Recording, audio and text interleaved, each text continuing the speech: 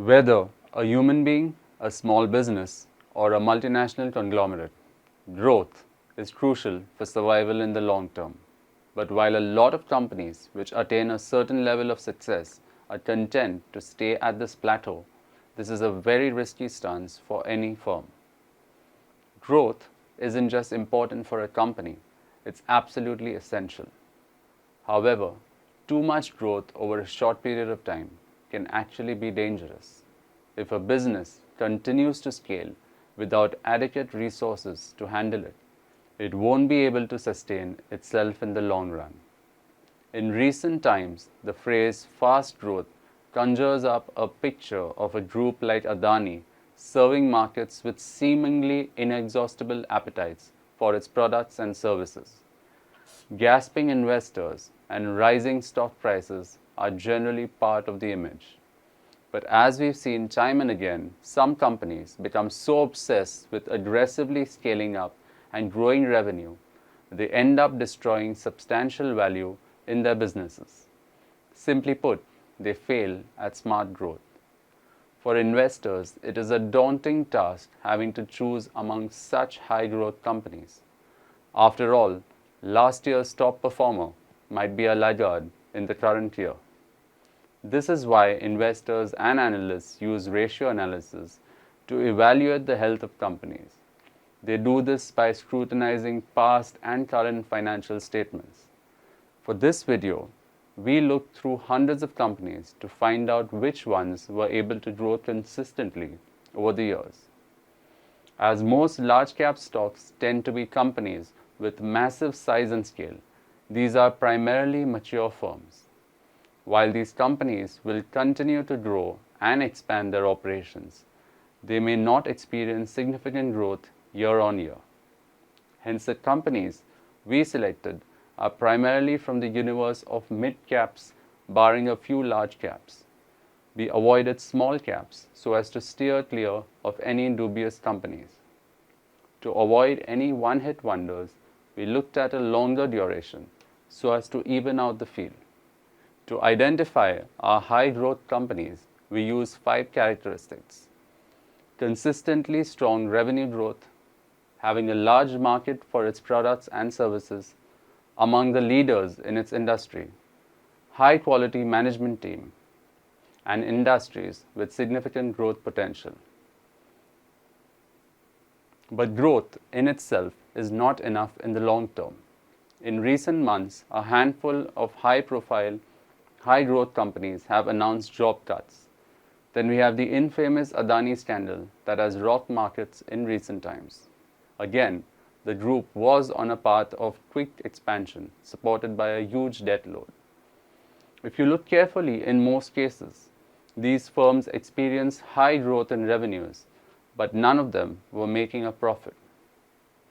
Why does any firm, big or small, do business? A lot of companies, in the rush to succeed, forget why they went into business in the first place, and that's to make money. While growth is essential, what is the point for a business to keep growing if it doesn't make adequate profits that keep up with this growth? And then again, if a company is making a profit, is it enough to justify the capital that it employs to make it?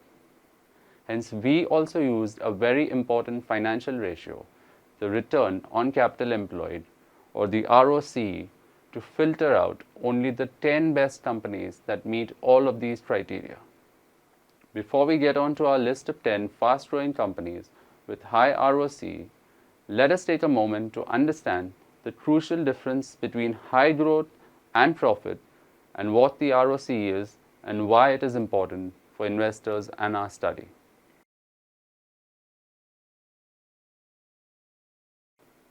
Back when I was a kid, in one of our summer holidays, my sister and I decided to set up food and drink stalls in our society to make some money. Our father lent us 200 rupees each to start our so-called business. While my sister chose to sell sandwiches for 5 rupees, I set up a stall right next to hers selling lemon juice for 2 rupees per glass. Right now, you're probably reminiscing about the good old days when 5 rupees could get you something decent on your plate. But that's not the point of the story. Let's get back to it. Over the first week, my sister ended up selling 50 sandwiches, pocketing a revenue of 250 rupees, of which profits were approximately 100 rupees, which was 2 rupees per sandwich.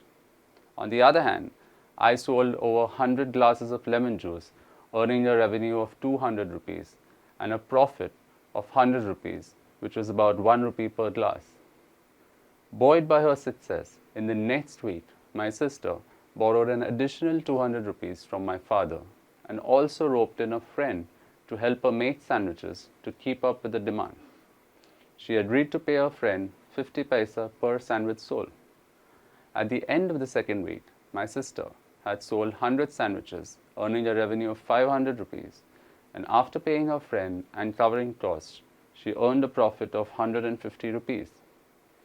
For me, the sales were slightly higher as I sold 110 glasses of juice, earning a revenue of 220 rupees and profit of 110. My sister and her friend teased me for not growing my sales and admonished me for not being aggressive enough to make more profit. But when we went back to my father, surprisingly, he said that I had done better business than my sister, confusing us all at the time. Here's how. In the first week, we both used 200 rupees to generate a profit of 100 each. That's a return of 50% on my father's investment. But in the second week, in her pursuit to grow sales, my sister had used 400 rupees to make a profit of 150. I had used the same 200 bucks to make a profit of 110. In effect, this meant that the return generated by my sister was 37.5%, whereas for me, it was 55%. As an investor, for my father, my business was far more attractive with lesser capital employed. I was earning a significantly higher return. On the other hand, my sister used twice the amount of money and an additional resource, her friend, and even yet had earned a lower return on investment. At the time, we didn't understand this in terms of financial ratios, but it was an important lesson that I carried forward through my career. One must not get blindsided by growth alone if it doesn't add more money to your pocket. Maybe that is the reason why I have never invested in any of these cash-burning high-growth companies and their IPOs. It's akin to going to a restaurant and ordering all the dishes on the menu and then just looking at all the food on the table without eating anything. You go to a restaurant to eat. Similarly, you run a business to make profit.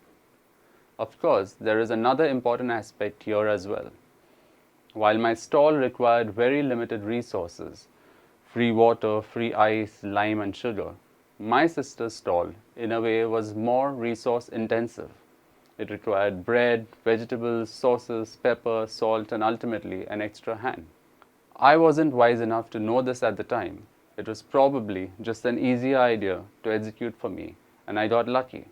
But if you look at it from a business point of view, then it does make a significant difference which industry a company operates in. Certain industries, such as airlines, for instance, are by nature poor compounders of capital over the long term.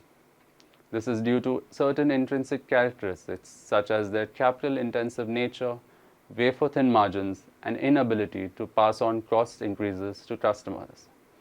But if you look at IT services or the FMCG sector, it is clear that these firms record higher returns on their capital very comfortably. Hence, as an investor, it is important to choose an industry first, which by default tends to have a high ROCE.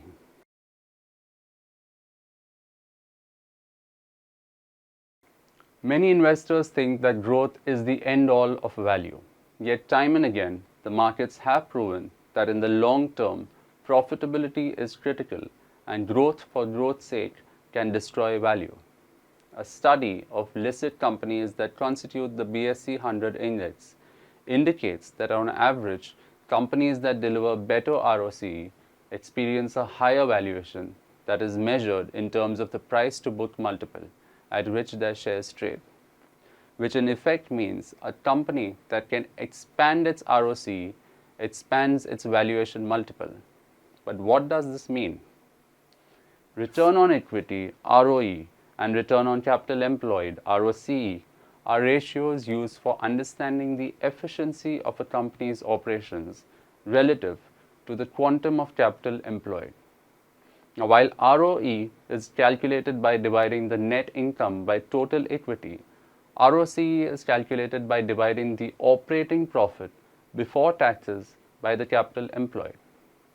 But as ROE is purely focused on equity shareholders, it tends to gloss over the very important aspect of return on assets. On the other hand, ROCE considers the return to all stakeholders in the company, including equity and debt. Hence, for our discussion, we have chosen the ROCE as a criteria for our list of companies. The ROCE is a profitability metric that indicates a company's efficiency in earning profits from its capital employed with respect to its net operating profit. It is the return that a company generates for its two principal capital providers, equity and debt. ROCE can be expressed as earnings before interest and tax divided by the total equity plus long-term debt. In simple terms, the market rewards companies that can compound the capital they employ in their business at high rates of return by valuing them at a higher premium as compared to peers that don't. The corollary to this is that companies with low ROCE end up leveraging to boost return on equity, which in the long run might burden them with high debt. When a company consistently fails to get a ROCE in excess of returns from safer alternatives such as a fixed deposit, the capital employed by the firm is better off getting redeployed elsewhere. The market penalizes such companies with negative stock returns and rewards high ROCE companies with positive returns.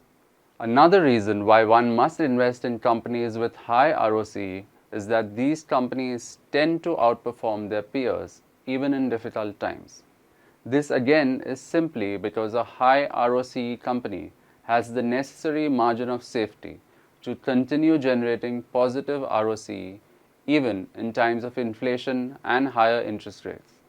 Such companies are attractive for investors despite interest rates or inflation moving higher, because the difference between what their businesses generate and safer returns like a fixed deposit is considerably large. Unfortunately, due to cheaper availability of capital, a lot of companies lose sight of profitability, enticed with the hope of expanding their business empires. This leads to investments in below average projects and non-core expansions, which are sadly justified in the name of growth.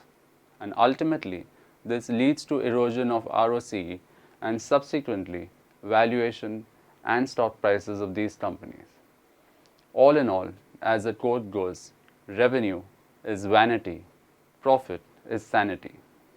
Now that we understand just how important ROCE truly is, let us look at some of the stocks that almost made it to our list but fell short of meeting all the desired parameters. While Nestle boasts of an excellent ROCE, if you notice, the sales growth has been quite dismal over the 3-year and 5-year period. Profit growth has also been negative for all three periods, that is over 3 years, 5 years and 10 years. This unfortunately ticks the stock of our chosen list. Then we have 197 Communications, the parent company of Paytm, which has had a high growth rate of revenue over the years, but consistent losses and a negative ROCE. This stock definitely doesn't make the cut for our list. Finally, in case of Bata India, while the company has a reasonably healthy ROCE and profit growth has also been consistent, if you look at sales, the growth is unimpressive. Looking at the above examples, you might have understood that while some companies have a strong ROCE, others may have healthy revenue growth or perhaps higher profit growth, but it is difficult to identify companies that make the cut based on all the criteria. Fortunately, we have been able to separate the wheat from the chaff in our list of companies just for you. Here are the top 10 companies that meet our standards based on a healthy ROCE, strong sales growth, and solid profits.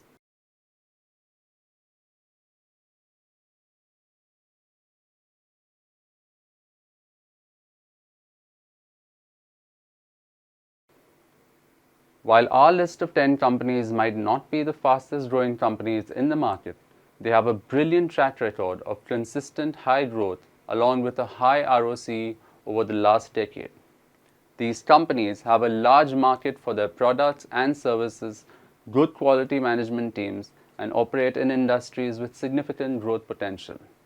It is important to note that ROCE is just one of many factors that investors should consider when evaluating a stock. Other factors such as the company's growth prospects, financial stability, and competitive position should also be considered. Look at trends for all return ratios over a number of years and analyze each of its components. It will not only help you understand the company's profit and loss statement better, but also balance it against the overlooked left and right sides of the balance sheet. With that, we come to the end of this week's video. Hope to see you again next week. Take care. Goodbye.